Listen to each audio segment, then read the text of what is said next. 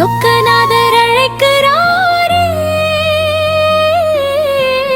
சொல்லடி என்று ஓடிவா.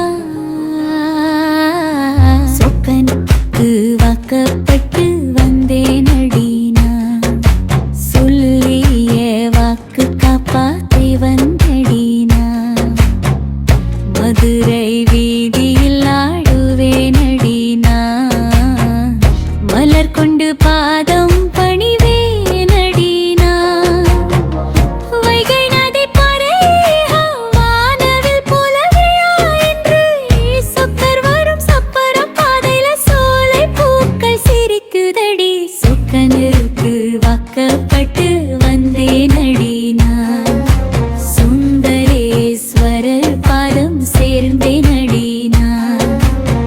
கண்ணீர் கூட இப்போ சந்தோஷண்டி, காணும் தரிசன வாழ்க்கையடி.